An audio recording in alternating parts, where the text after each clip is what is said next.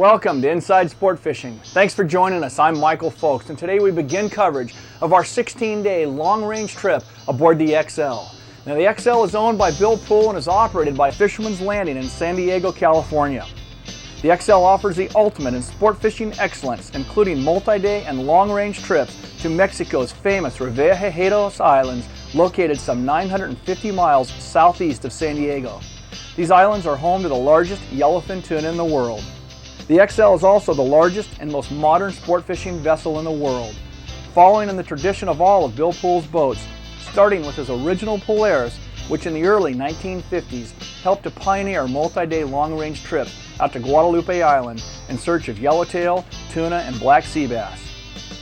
Poole's original Polaris offered anglers the ultimate in sport fishing luxury and accommodations, but as times changed, so have the boats, and what was once considered the ultimate in luxury for the 1950s couldn't hold a candle to the ultra-modern vessels of today, and the XL is truly the queen of the fleet. 124 foot long, the XL boasts a 32-foot beam and is equipped with triple 3412 Cat diesels. She's capable of doing 14-knot cruise and has an 8,000-mile range. Every aspect of the XL was designed and built with one thing in mind: fishing. From her wide 5-foot full walk-around decks to her unbelievable bait system, the XL is truly the ultimate fishing machine. Her deck tanks hold over 300 scoops, while her below-deck slammers are capable of holding an additional 400 scoops, bringing her total bait capacity to over 700 scoops. With her wide beam, length, and displacement weight of over 400 tons, the ride aboard the XL is unparalleled and comfortable beyond belief. But besides the comfort factor, a stable ride helps to assure that the bait won't get beat up and roll on the way south. The XL is also the only sport fisher in the world that is equipped with cruising stabilizers. In addition to her wide open decks, the XL offers interior accommodations that are unmatched. Her beautifully appointed, wood-paneled salon features a full entertainment center and comfortable seating for 33. 3 gourmet meals are prepared fresh every day by world-renowned head chef Salty McConnell. Her 18 private staterooms offer anglers all the comforts of home with wide berths, storage, and vanities. 7 full heads and showers are serviced by 2 water makers and 5,000-gallon freshwater tanks. But the heart of the XL is her wheelhouse. Equipped with all the latest in electronics, communication, and safety equipment, she is licensed to fish anywhere in the world. Combine this with one of the most experienced and knowledgeable crews and skippers in the business, and you have the formula for the trip of a lifetime. Like you say, every trip wants to be a trip of a lifetime, and after 50 years in the business, why, we try to make it that way, of course, and we're very disappointed we have a bad trip, and it happens maybe once or twice for the entire year, but as a whole, it's pretty easy for us because it's so doggone good fishing down there. We've had occasion when women have come down to the boat, their husband's been fishing for years, and they figure out an old dirty boat, something like that, and they walk on that XL and they said, holy crap, I think I could handle this for a week. Well, let me tell you, we didn't start that way. We started with the cold saltwater showers and what have you, but now with unlimited shower facilities, with all the water making abilities we have and the comforts we have in the staterooms and so forth, it's really a wonderful trip. And we wholly suggest that a guy starts off on maybe a 4 or 5 day trip to see if he's really going to like it. I know he's going to like the comforts and so forth. He may not like the fishing. It may be too hot for him. It may be too heavy for him. But we'll get more complaints on the fishing was too good than too bad. We get an occasional bad trip. It's not 100%, but most of the time the fishing is just excellent. We suggest you make a shorter trip, acquaint yourself with what you need, and then get on a longer trip. The real bugaboos, the real honest-to-God tuna fishermen are out for the 14, 15, 16, even 17-day trip. To me, the 8 and 10-day trip is probably the best value.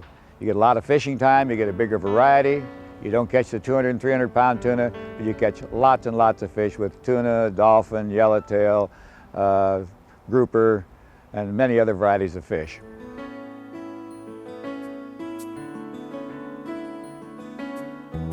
Bill's absolutely right. A lot of first-time multi-day anglers will probably want to start with the 3 to 8 day trip. And as Bill pointed out, over the years, the areas fished on these length trips have proven themselves time and again by yielding excellent catches of tuna, yellowtail, dorado, and wahoo. But we're here today to cover the ultimate long-range experience, and that means fishing the Revillagigedos. So when we come back, we're going to join Pat Cavanaugh as he covers some of the most important aspects of fishing big tuna with stand-up gear. One of the most important pieces of equipment you can have on one of these long-range trips is a proper harness and butt belt. There's a lot of different types of harnesses out there on the market, and there's only a few that are really going to do you any type of good. Right here I have what we feel is the best, most effective type, or the most effective setup you can get. There's a Taniguchi pad and a braid bucket type harness. He makes a couple of different types and they're both really good.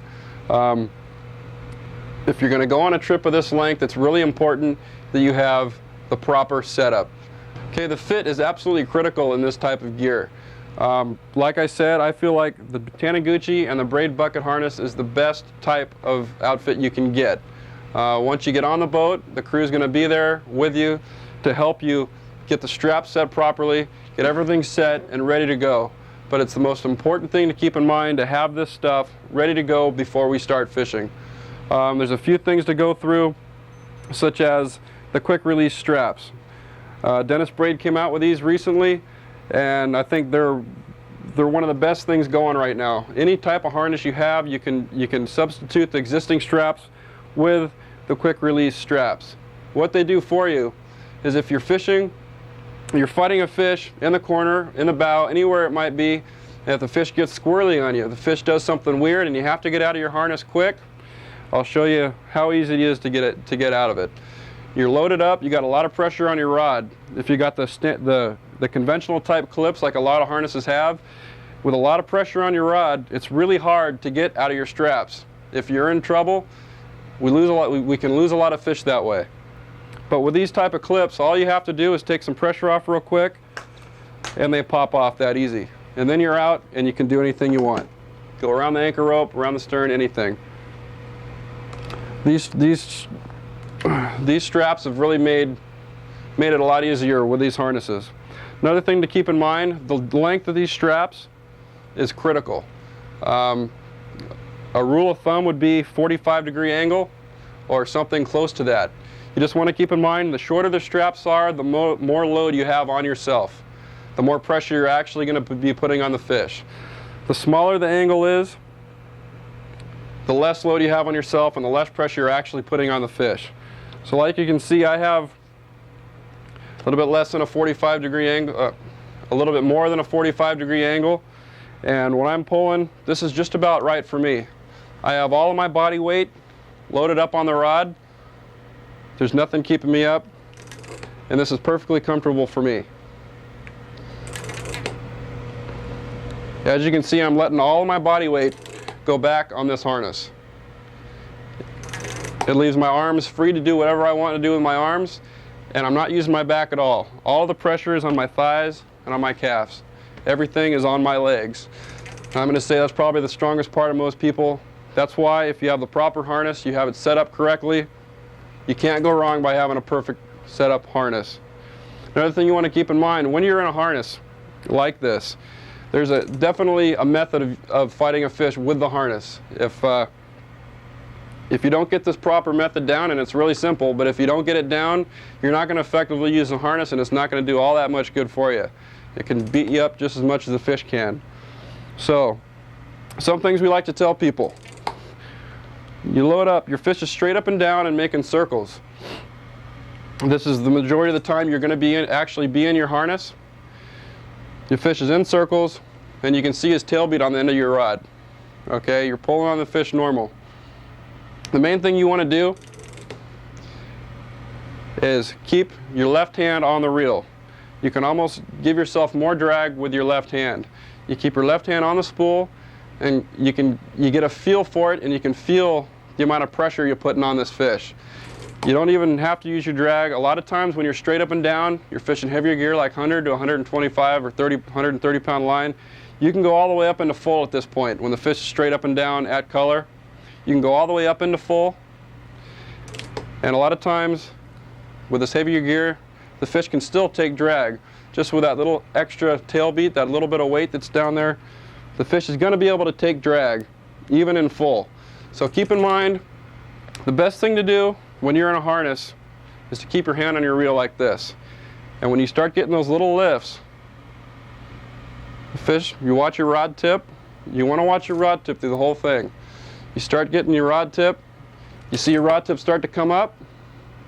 Fish goes on the circle, starts to come up. Then you snap a quick wind back down and hold the spool. Don't let them take that little bit. Every little bit you get in low gear, you want to keep at this point. You can put so much pressure on this fish you wouldn't believe. So what you want to do, keep in mind, you start lifting, holding onto the spool. Watch that rod tip. You're seeing the tail beat. As soon as it starts to come up, then you snap a quick wind down and come right back up with it again. Watch that. Watch that rod tip.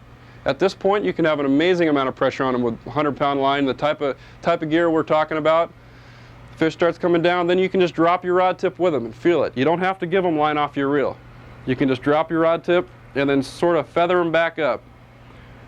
Lift, watch that rod tip. As soon as it starts to come up, then you drop one wind like that. Watch that rod tip, drop another wind. And then sometimes you just can't get a wind. Sometimes they'll just start taking you back down, and that's when you can just follow them back down. But you don't have to give up line on your reel. That's why we like to see people with their hand on their spool. You just get a better feel of what's going on with the fight. You get a better feel of what the fish is doing and how much pressure you can actually put on the fish. The biggest mistake I see people doing when they're strapped in like this, they're in their harness, they're still trying to use their arms, and if these straps are loose, they're not doing a darn thing for you. If you're pulling on your fish like this and you're in your harness, you're not doing anything. That's why let the harness do the work and get the feel of the fish with your left hand on the spool. And once again, it's really important. Watch that rod tip. Second the rod tip starts to come up, then you drop a wind. And once again, you got to remember at this point, you're always in low gear. At this point, you're always in low gear. Another thing you want to think about as far as harnesses go, a big misconception a lot of people have is when the second they hook a fish, they think they need to get right in their harness right away. They think they need, as soon as they hook a fish, they're on one of these long trips, they think, oh boy, I got a big one. They got to get right in their harness. That's the worst thing you can possibly do. I'd say the first few minutes of a fight, the most important thing to do is to stay out of your harness, let the fish settle down, let the fish run, do whatever it's going to do. Then you can go ahead and put the rod in your pad. You can put your rod in your butt belt and settle in. Once the fish settles down, gets straight up and down, then you go ahead and get strapped in. And just about every time there'll be a crew member or two with you. If you got a big one, we're going to be there with you, coaching you every step of the way. So it's really important to keep in mind when you hook a fish, don't try to get strapped in your harness right away. That's the biggest mistake you can make. Stay out of your harness, let the fish settle down, then we'll get you strapped in your harness and you can go to work on them. One other really important thing we need to touch on these harnesses is the placement of the pad and the placement of the actual bucket harness itself. A lot of people I see out on trips, they try to wear their harnesses up a little bit too high, sort of like a kidney harness. If you'll notice, this harness I have on me right now, it's actually below my belt and it's down all the way around almost to my thighs. So the most important thing is to have it low. Like I said, it's below my belt. You keep it low like this and it won't tend to slide up. If you don't have it low enough, it can tend to slide up onto your back, then it's doing you no good at all. So keep in mind, you have it low. It's almost like you're sitting on a bench. You're not using your back at all, like I said. It's almost like you're sitting on a bench. You have the harness low. You have the straps here set correctly. And the harness will work for you. The harness will do most of the work. But the most important thing is to keep that thing low and keep the pad low. But sometimes, no matter how much help you have, these fish are going to kick your butt. Break, get out of your harness. Back around. Coming back around.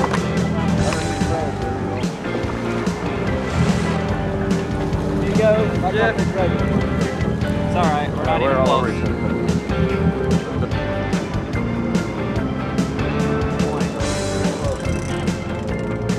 Ready, Fred? Here you go.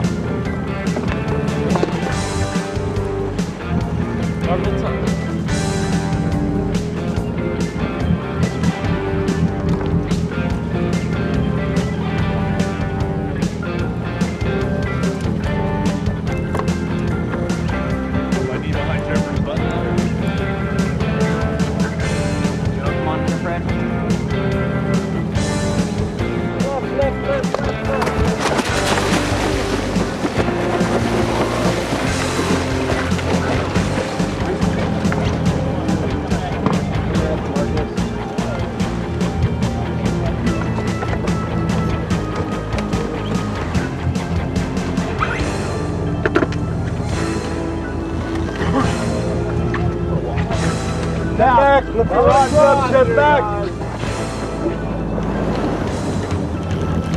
Doing good. Right into the corner.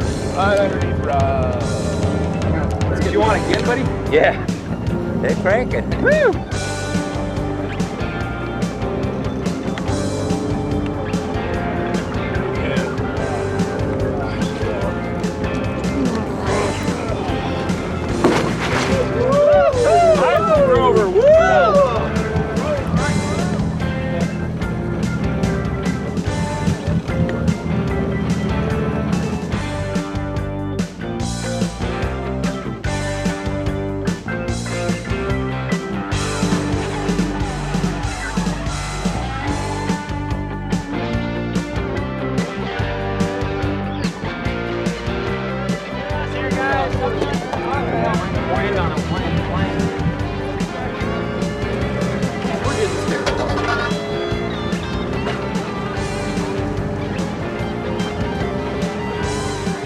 I just threw $1,000 over the rail. What happened? Kenny, what happened? Spooled me. Wide open, didn't stop. You got the backup in? Yeah, backup's gone. It took the weight. I took the weight under and everything. It's gone. I can't even see the weight. Give me the rope there, big guy.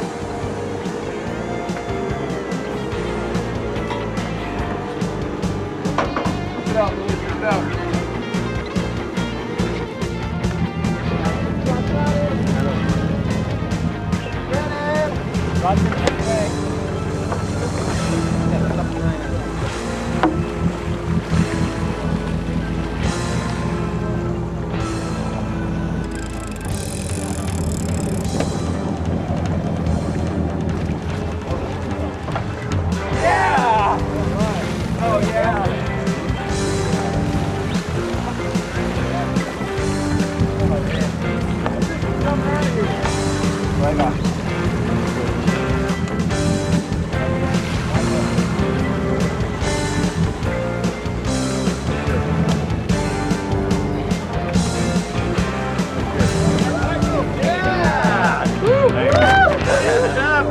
Saved this fish, no doubt about it. Oh man, I'm dead. Good job, man. Whew, thanks. Good job. That's the fish of my dreams right there. Oh man. Good going, Jeff. That's a nice one. Thanks, Mark.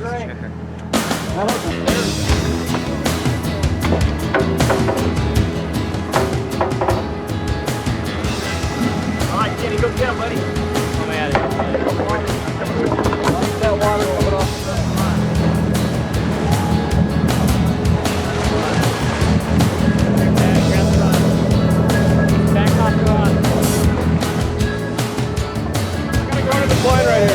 Under the point right here. Yeah.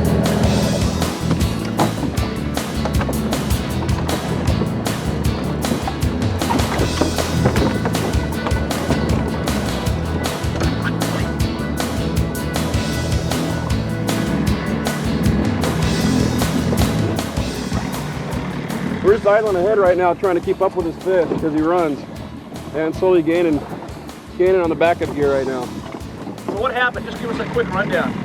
Well, he looked a good one. I think it was on a salami. And it was on a chunk? Yeah. He looked a good one on the chunk and it spooled him so quick on his 50 wide we had to get a backup on him. And with these skiffs, once we get a backup in the water, we get a skiff in the water within 2 minutes and we can chase him down without having to worry about fighting that backup gear. Right now the float's underwater. Yeah, he's got the float A lot down. of tension on it right I'm gonna here. run up on him right now.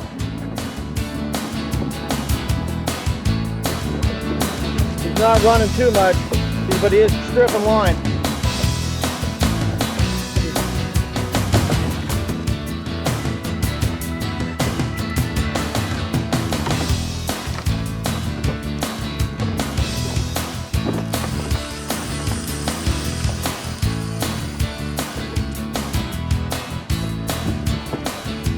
You on there, Kenny? I don't know.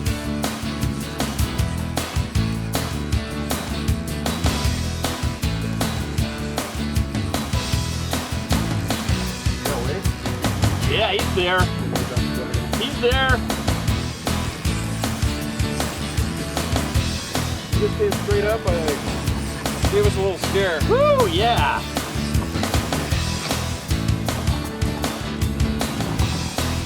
Feel better, buddy? Yeah, feel a lot better now.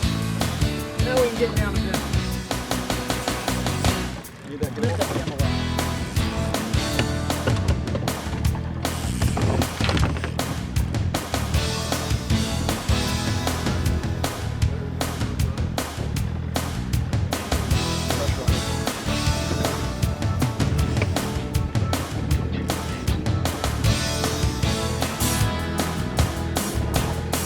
Pull out some circles. Yep.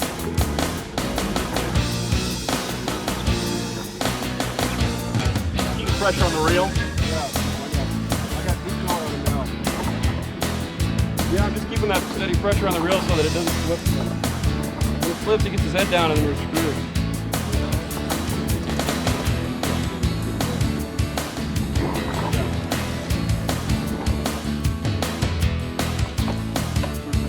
My cane.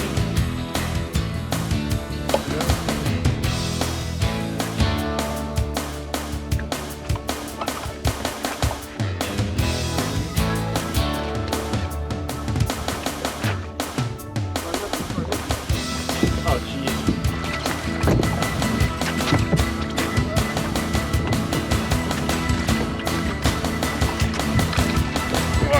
Woo! Yeah!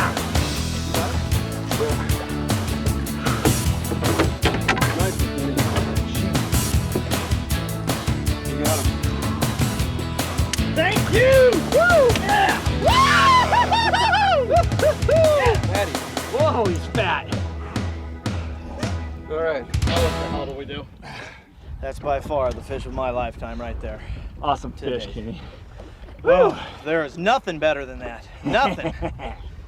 Woo! Want me to help you? Talk to me, man. Huh? Help get back and help me get a tail wrap, yeah.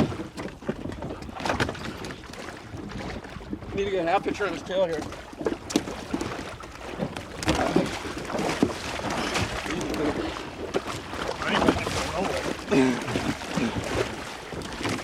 Got it? It's not a half pitch, but Go another something. one. You want to go another one? Definitely. Nope, nope.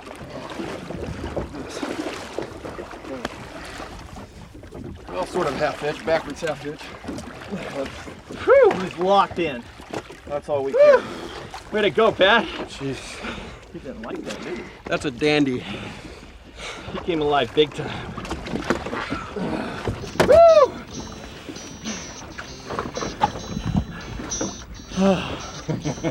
That's what it's all about. That's what it's all about. Woo!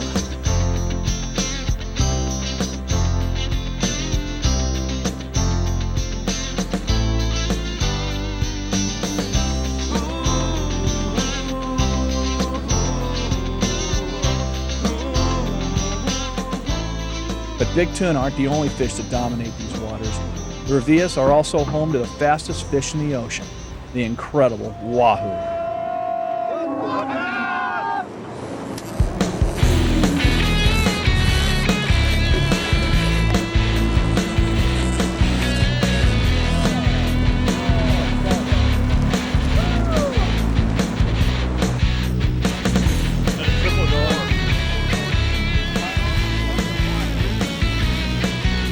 Hello.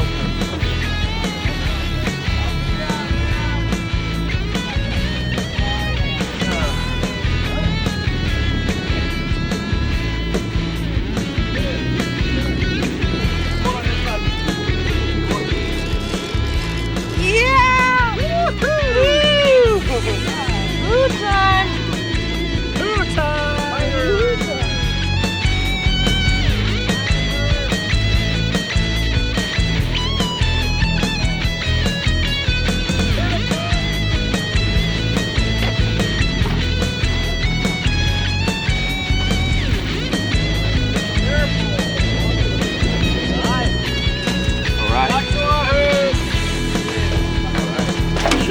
Yeah. Two of these this morning. Two in about 10 minutes. Yep. That's awesome. What do you say, Jerry? Hey, I want one.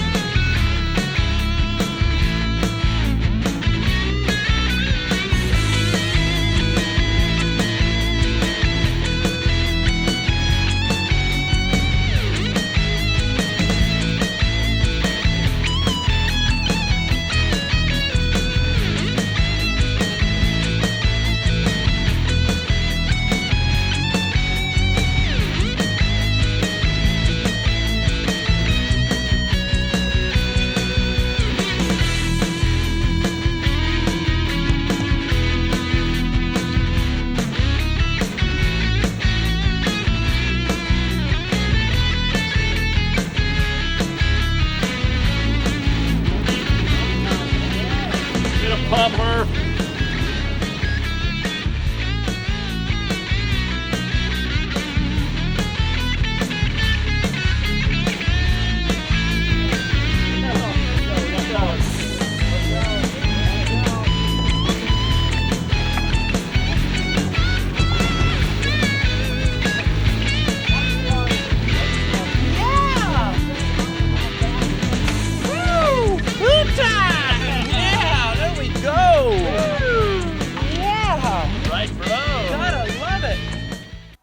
Bombs have been the most popular lure for wahoo. Probably one of the main reasons why they have been so effective in the last few years here is that they're able to slide up the wire. So when they bite them, more often than not, they bite them from the side. With a regular casting jig, a lot of times they'll grab the jig from the side, they'll never get the hook in them. But with the bombs, what happens is when they grab it, the bomb will slide up the wire, so that rather than holding on to the jig, they got a hook in them. And they have been very productive. Okay, we like to wire these up with 90-pound 7-strand wire. I'd usually use about 24 inches is a good length. And use A3 sleeves. It's the right size sleeves for this wire. That's 90 pound? Yeah, for the 90-pound wire.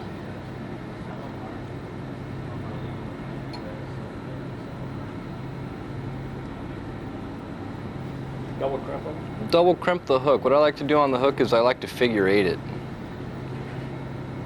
So you loop it around, come through the eye of the hook again and come back around, so it puts a figure 8 in the wire. Kind of distributes the pressure on the wire a little better than just running straight through for on the hook. Double crimp this and just use a quality crimping tool. I'm not sure what this is, but I like to flat crimp these. So just run your crimp down,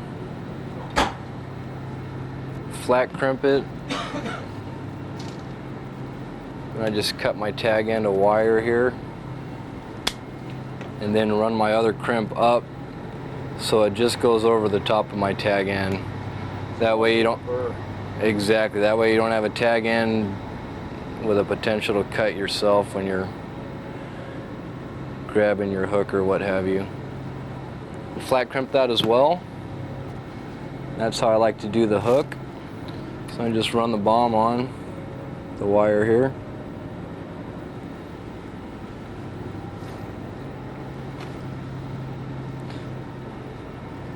Slide one crimp down, so you got a crimp in the middle keeping your bomb from sliding all the way up to your monofilament.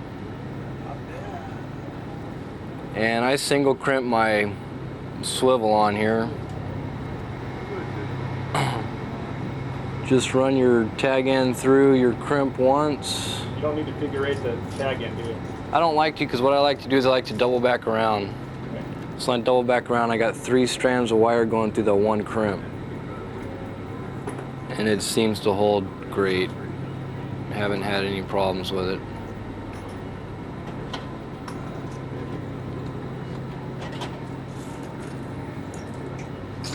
And then I flat crimp this as well. And then crimp your other sleeve about halfway up.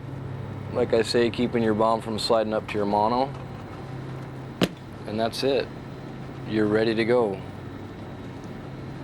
One wired, rigged wahoo bomb, ready to catch one. Okay, another way to do it, a lot of guys have done this. Actually, I believe it was 2 trips ago.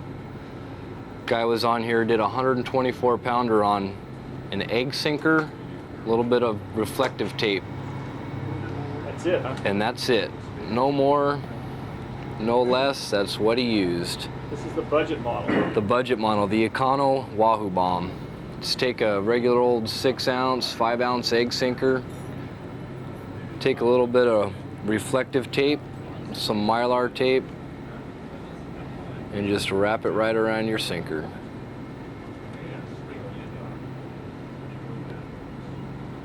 all the hardware's still the same.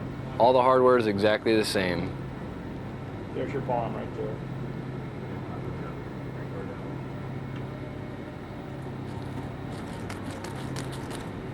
And that's it. Economy Sliding Wahoo bomb. Special, huh?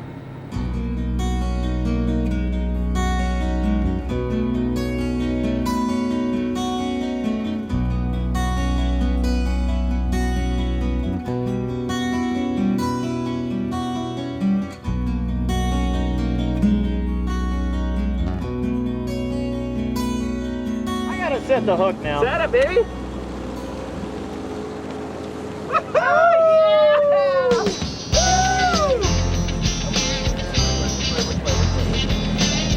Right up front.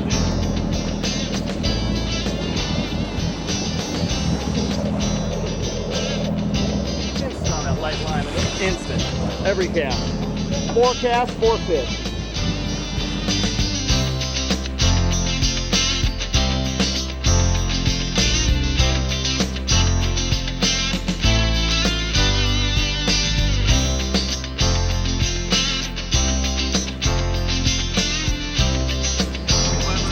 I can't believe it's holding. That's the knot, aren't you? Almost. 4 wraps.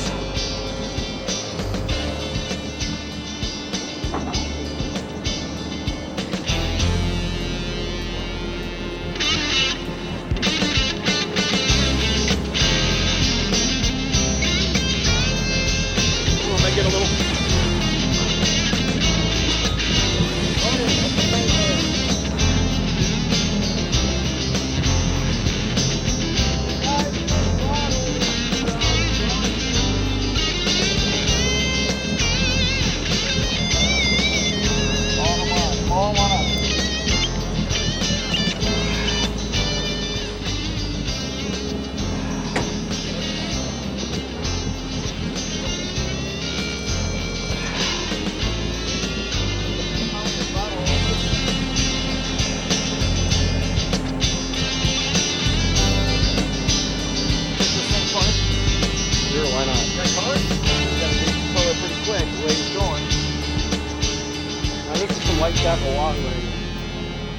You guys don't fish wahoo like this all the time? Not with that light of tackle. We usually fish, 25 pound with a 27 to 40 pound leader. I'm fishing 25 pound with a 32 pound. Yeah, 25 pound with a 32 pound leader. Tackle like that, you gotta have 12, 15 pound line. Neat color.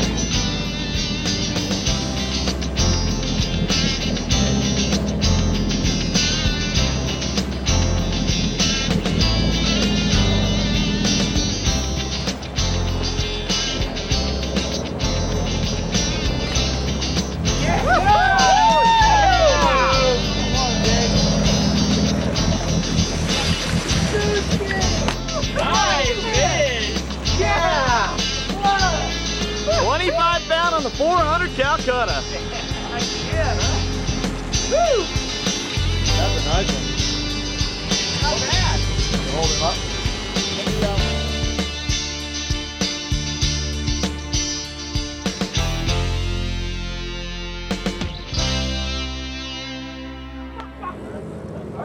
Oh, another pointer. All right, Robert. All right. He's gonna run. He's gonna run. There he is.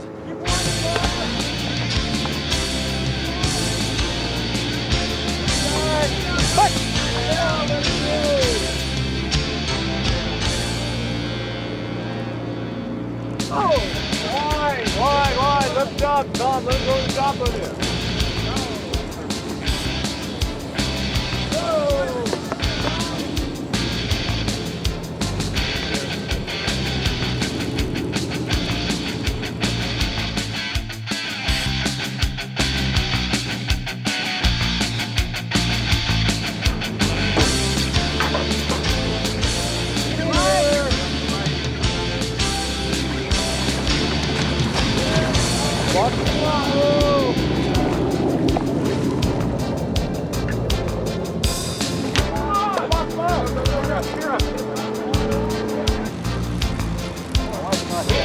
On the iron? No, on bait.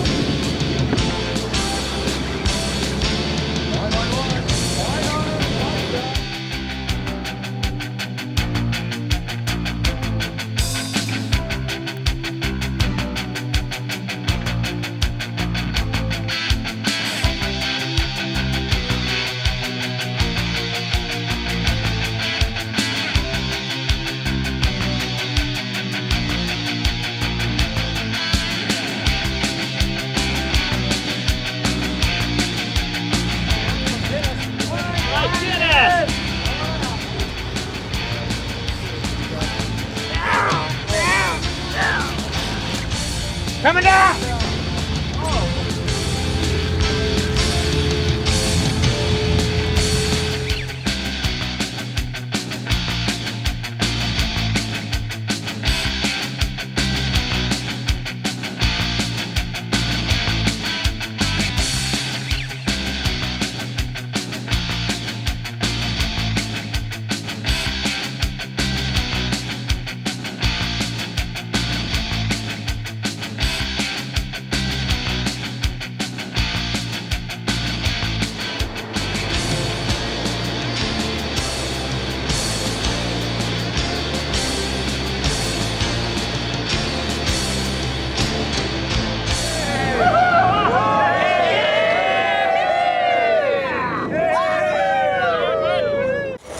How's that?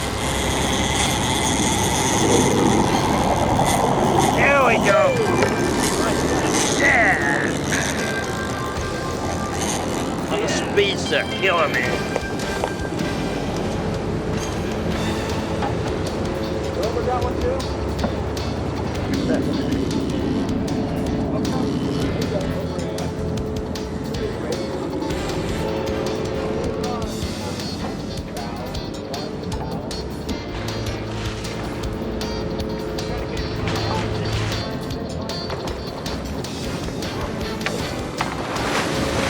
Swooped him out of his hand.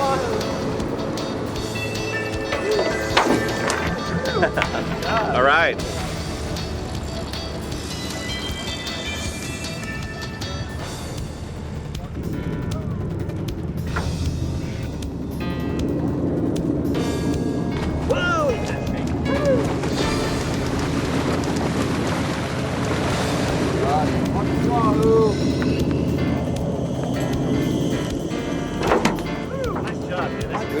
Great, huh? Watch the wahoo! Coming under, guys! Oh, Bobby. Get it! Spider! Dennis, you're on fire! We got him on there?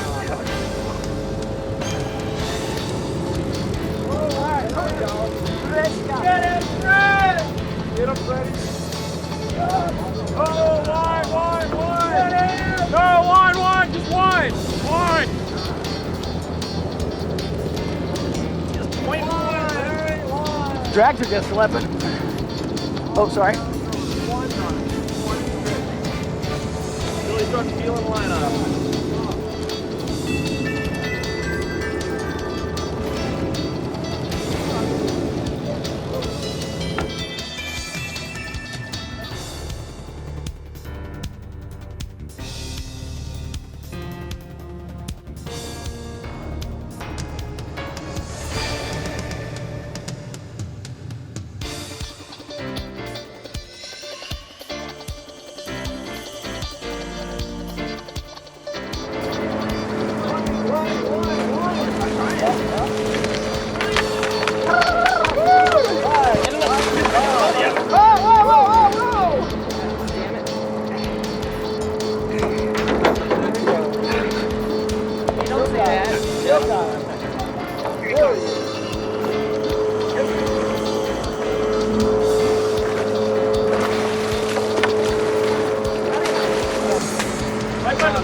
Right next to it. Yeehaw!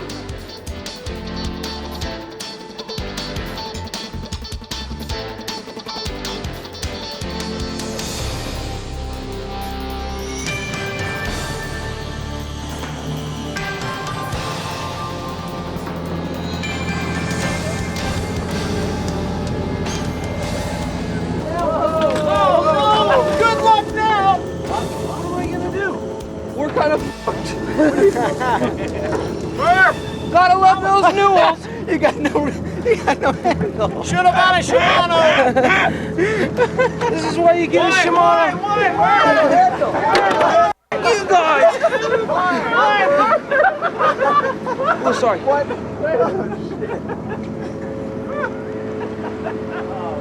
What happened? Still there? Still there, Pat? Launch your lines, you guys. Nobody wrapped What it. happened? My newel handle broke off.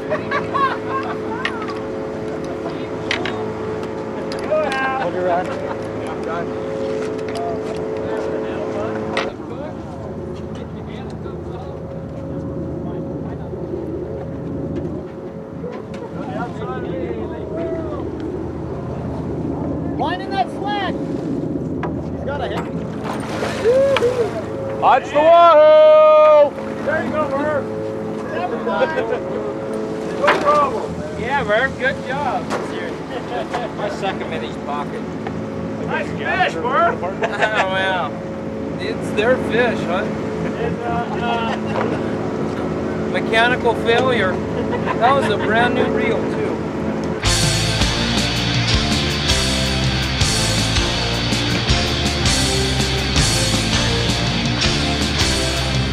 When you're fishing something like a salami or a chunk, make sure you got the heavy gear. Obviously, there's big fish around. Heavy gear meaning 100 or better. Go, get him, get him.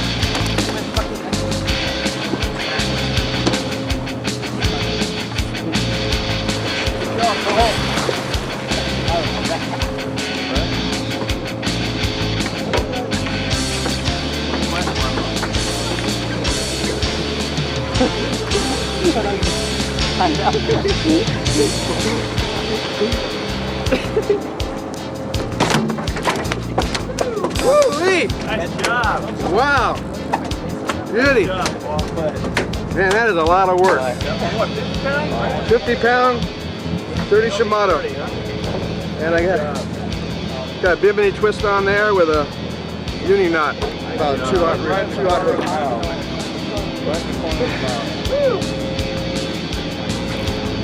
Well, these guys really know how to teach how to fish on this boat. Great crew. I couldn't have done it without them.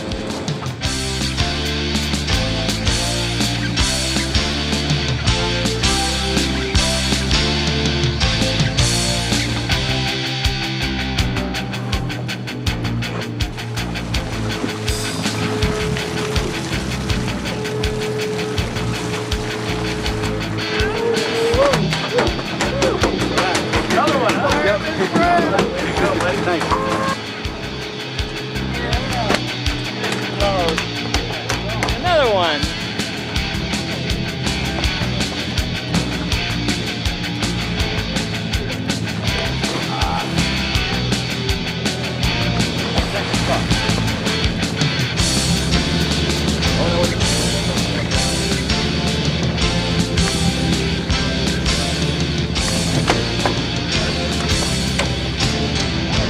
That's that circle hook. You see how tuna circle hook, they get right back in the corner of the mouth here? There's absolutely no nicks or chafing on the leader that it'll only catch a fish in one way. It gets him right back in the corner of the mouth. You can see when we landed this fish, the position that the hook was in. It's a pretty safe way of fishing for the big tuna. It's the only hook that I use. This one's a mustard circle hook, and they're extremely strong. What number is it? I forgot the number of this. The size of it, this one is an 11-aught. You like the Pretty small, yeah, pretty small actually. It's right in the corner of the mouth. It's the only place you can get them, and as you can see here on the leader, there's absolutely no chafing on it whatsoever, and I only use about a 12-inch leader on these fish. and works out extremely well. Right now we're going to talk about your heavier salami type outfit.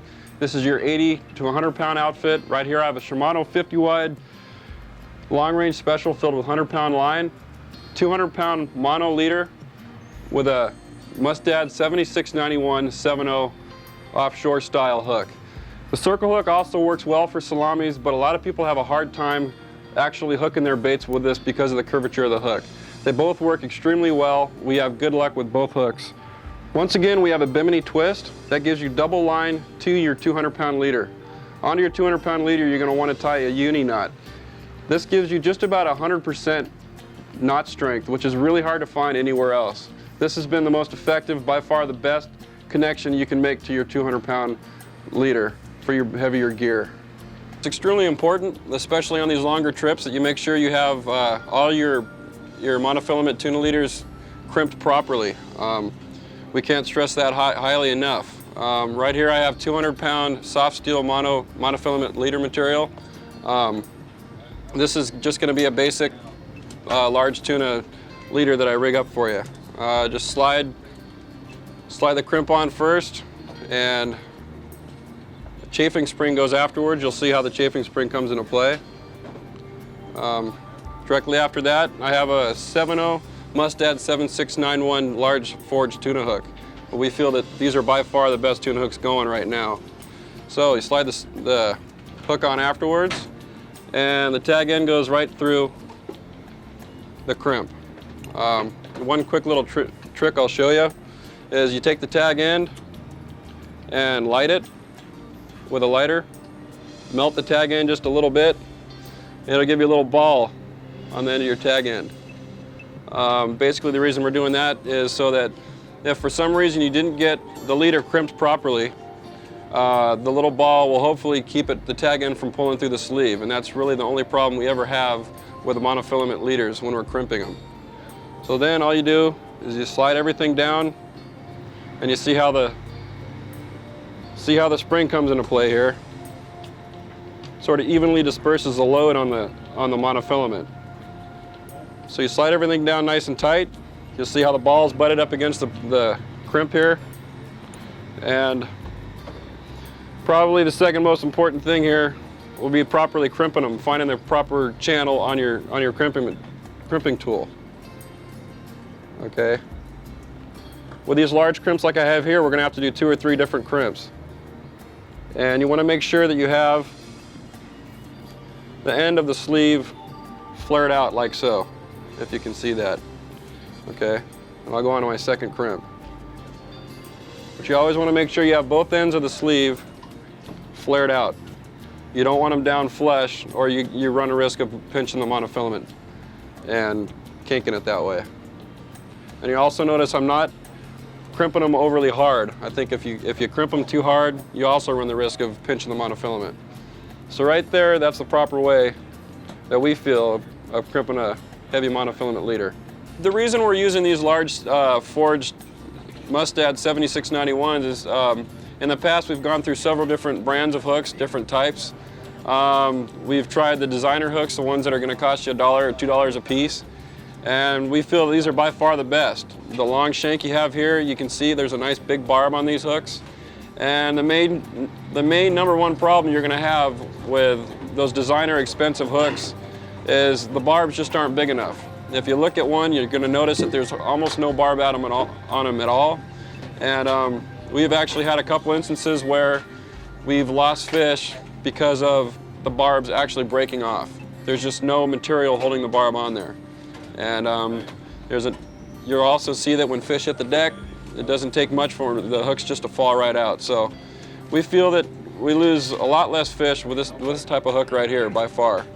They really seem to stick in the fish well. Look out, look out. Look out, they're flying. Look out, look out. Vámonos.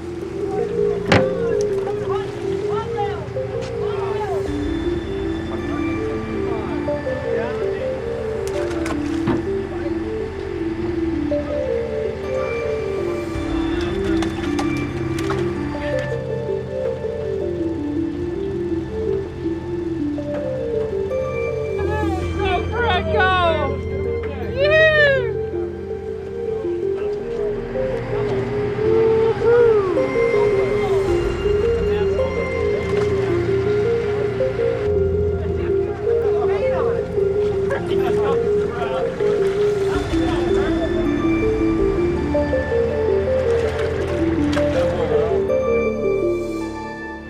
tip of the week for us here, Murph? Yeah, the number one thing you have to remember about making bait is never use your own rod, and preferably pick a rod that's better than your own and grab it and just go for it.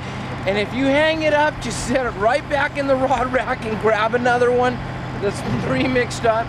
It's the most important thing about making bait. Never use your own rig. Always use somebody else's. That was too good. That was perfect. You know, Murphy's tip of the week on using someone else's equipment sure has its advantages, but hell, it has its price. Hey, Murph, these are your boots. Rock hard, buddy. Oh, Come on, Murph, put them on. What am I gonna do with that? Why don't you use them to make bait with? Hey, Dad, put their boots on those. What are they, frozen solid, dude? Yeah, we filled them with water and froze them up, buddy. He picked the wrong rig to make bait with. Murph! Those were brand new boots. But they're custom. Custom now.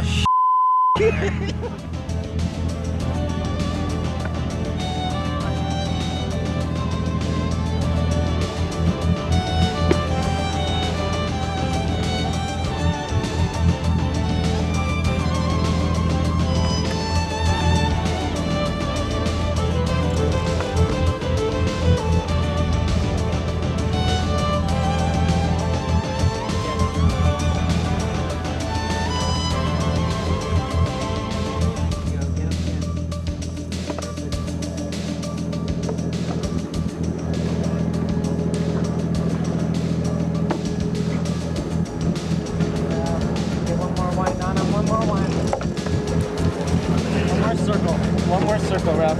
Wind down. Got it. Lift on. Lift. Lift. Lift. Nice job. Good job, Ralph. Fine fish. Good job, Ralph. The baby came through again. Kimono. On the kite, huh? On the kite. Woo! Canadian one, huh? Fortunate. I got one on the same trip, 287, then one 258. Nice job, buddy. On the Kimono.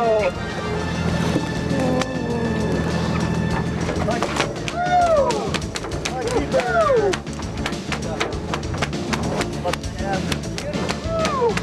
Good going. All right, buddy. Buck and a half. That'll work, Ralph.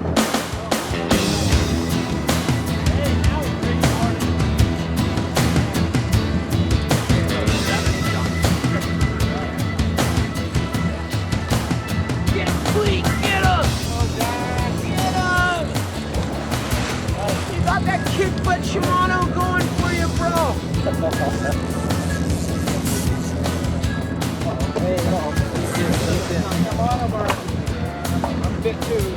Wait on the chunk? On the chunk for about a minute, just about the time I was going to wind up, start going, and here we are about 5 minutes into it. A little bit of a mess here in the corner, but all right, we'll get it.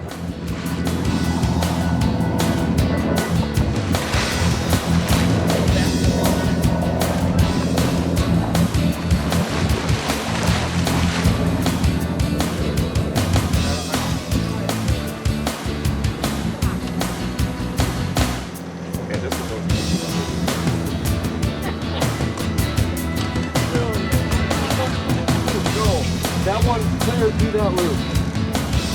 Keep them flat, guys. Yeah. That's clear through flat.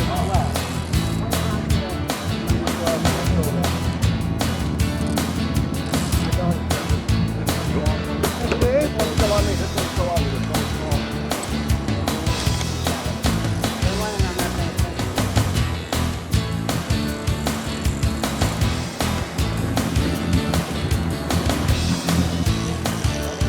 Watch out, John.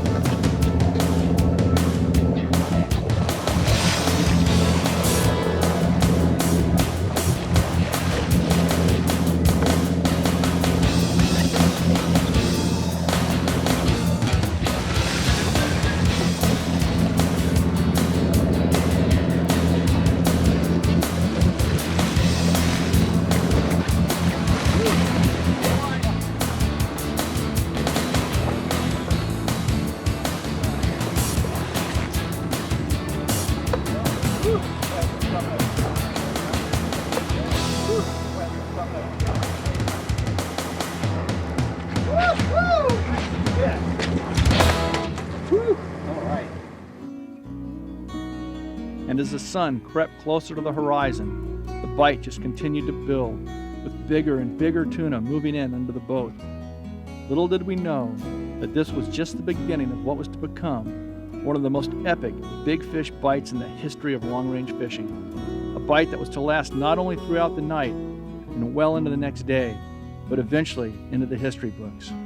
This is long-range fishing at its finest.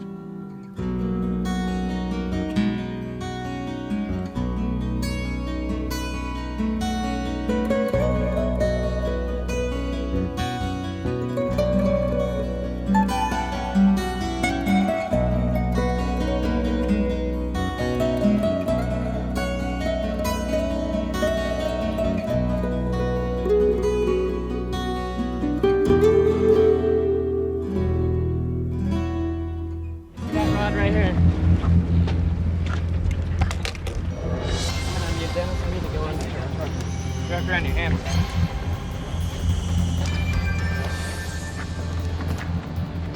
Come back in the corner there, Murph. There you go.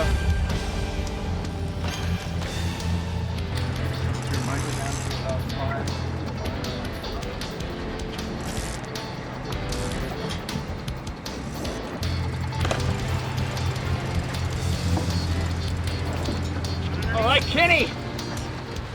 Woo!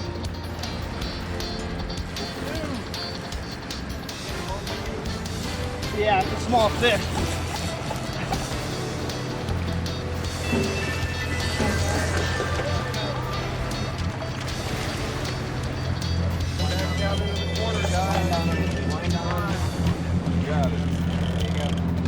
Fred, come on down. Go, Fred, go. Coming down here, guys. Come back. Wine, Fred, wine. Okay.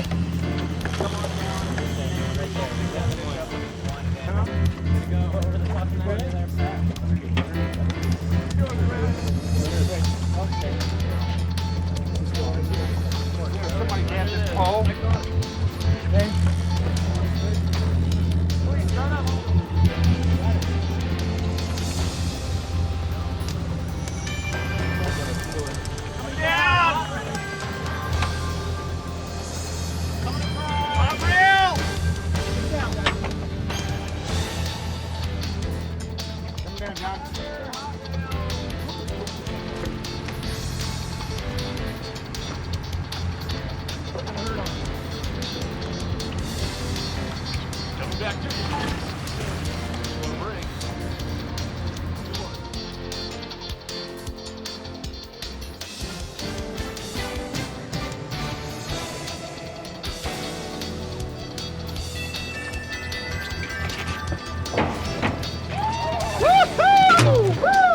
Hot one, huh? Nice shot, Dennis. Good job, buddy. Thanks.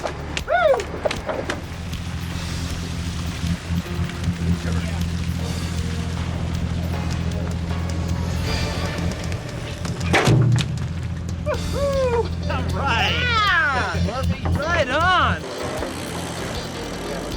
Don't pull on that. Coming under once again. Hot rail. Coming under. Coming at you, Fred. Three-way in the corner.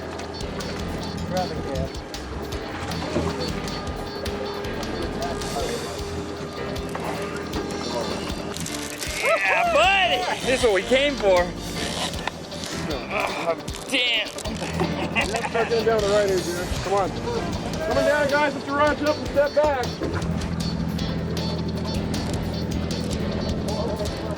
I'm hit. Coming down, guys. Swing on him. Swing on him. All right. Down, guys, in the corner. Coming down. Yeah. Woo-hoo! Check your line. Coming down the rail under. Coming down. Good job, you guys. Don't let him. Gary, coming at you, buddy. Here you go. Like good. Watch that out. Still on you. What's going on over here? Going like so. Fred. Give me this. Here you go. Back at you. Going to the corner, coming underneath into the corner. Go, Fred. Fred, you're coming underneath into the corner. Let's go. Slide down. Good, you're going underneath. Slide down. Go. Okay, I'm clear. Ready? Hang on. It works. Pull on from right there, Fred. Oh, look at this bite. Oh. Look, Mom, no hands. Go there. You?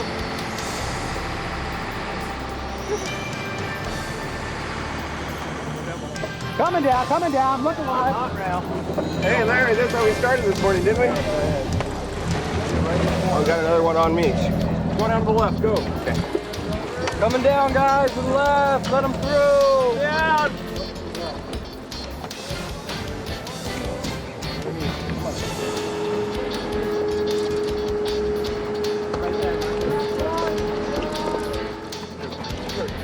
Okay, now just lift. Keep lifting up high. Yeah.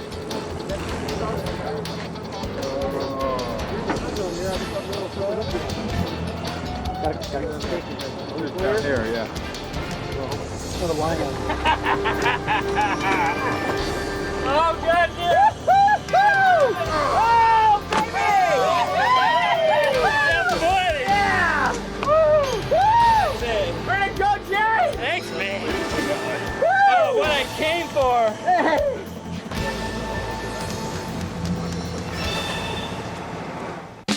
That rod tip starts to come up just a little bit, then take your wind. If you miss it, you're not going to get it. So watch that rod tip. Watch it, wind down. Come right back up.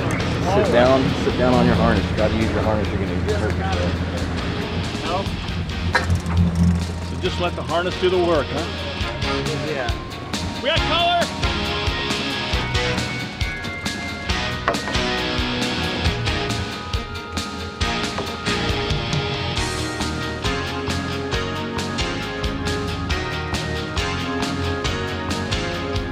One down.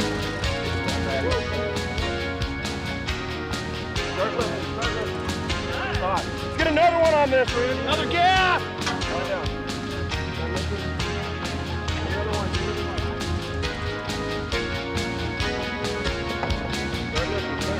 Woo-hoo! Look at this fish! Start lifting. Got a lift on him, man. Start lifting. Lift.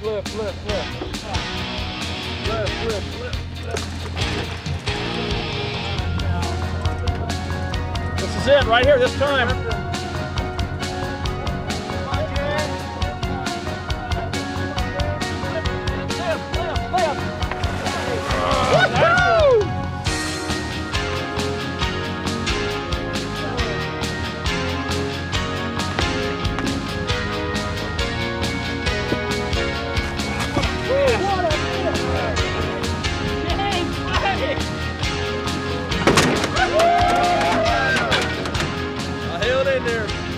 What do you say? I say it's great.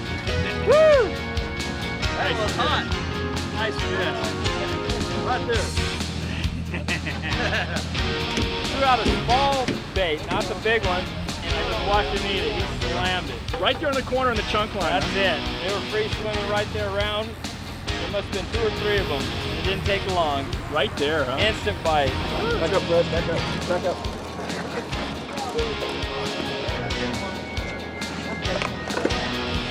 Got it.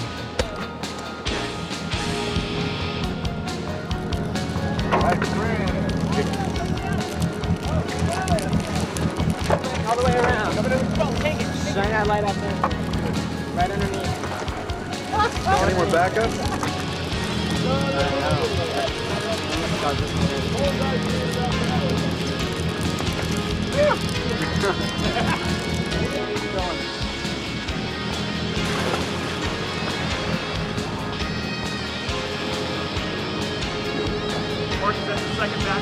Second backup. Yeah. There. Take it under that way. Pull it over there.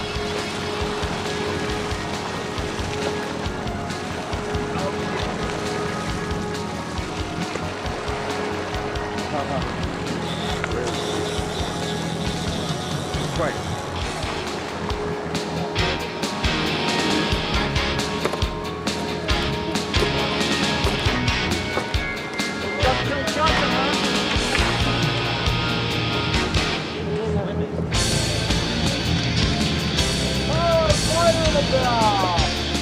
Hey, buddy, come back again. Look, slack lines on line.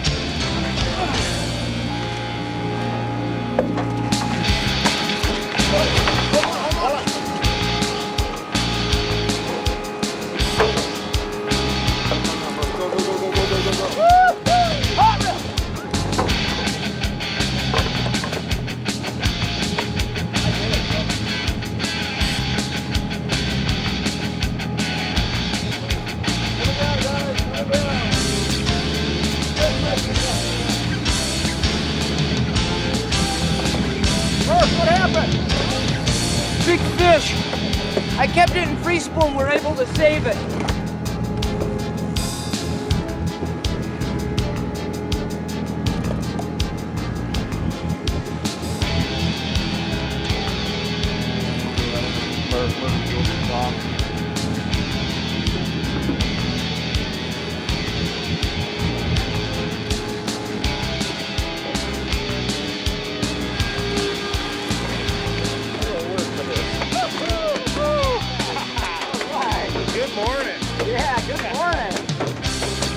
Yeah, we're gonna cut him loose. Get underneath him. One more time. Turn him this way. One more time. Woo! Good job, Ryan. There he goes. There he goes. Yeah. Nice little release here at Clarion. All right. Shimano, Tiagra, ELRS, long range special. Got the drags of an 80, 100-pound soft steel. Mustad hook.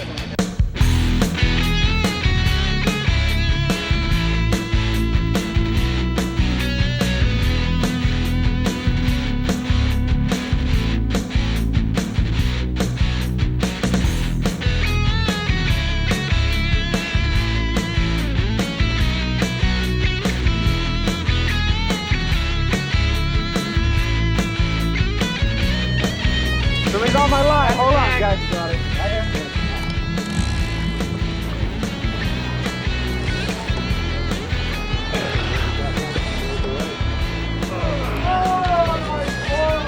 Okay, everybody, over together. Here, guys. You're underneath me. You're underneath me. Go. Take him over. Take him over. Whoa. Back this way and I'll drive the fuck here. Right back down there. Let me lead, Jerry. Watch the line, guys. Eric. Easy, guys. Let's work together. Come down, guys.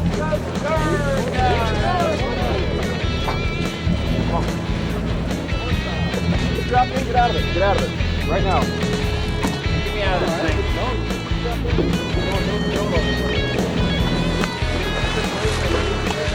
Swing around the corner, coming underneath you. Stay right here. Don't run the corner.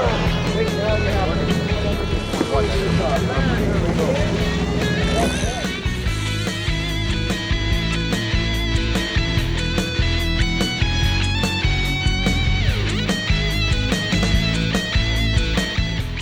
It's just cracking gray right now. I'd say the fish are anywhere from 60 to 250 pounds, maybe a little bit bigger. And we still got a couple going right now. It's been phenomenal fishing. Really something. As you can see, we still got all these 100-pounders laying on the deck. We already put the big ones down.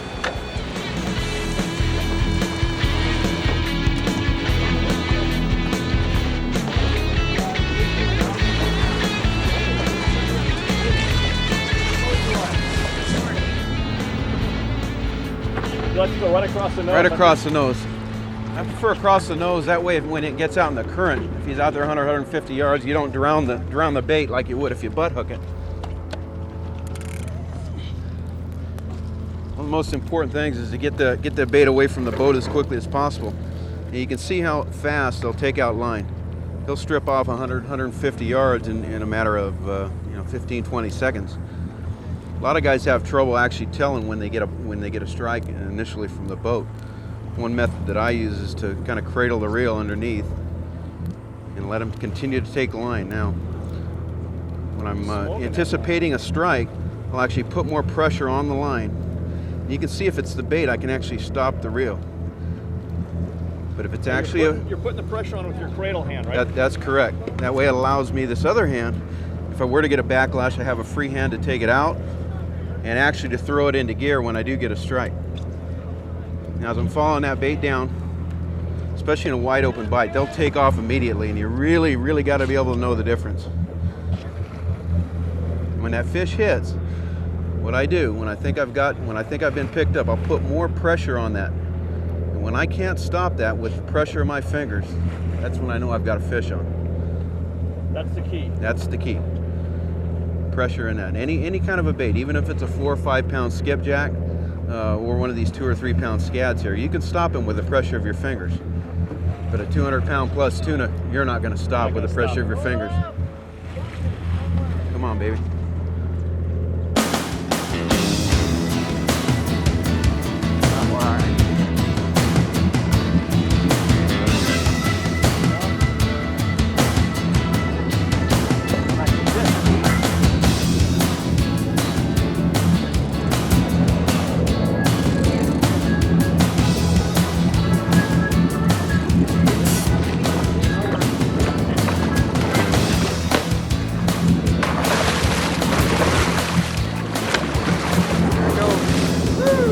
There it goes, coming through.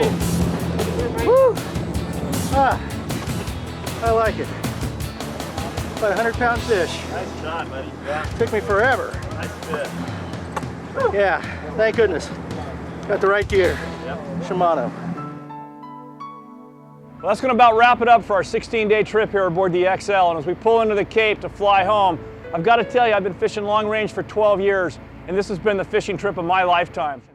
We'd like to thank Bill Poole, Fisherman's Landing, and the entire crew for providing us with such an incredible trip. We'd also like to thank you for joining us, and we'll look forward to seeing you again next week for more exciting action right here on Inside Sport Fishing.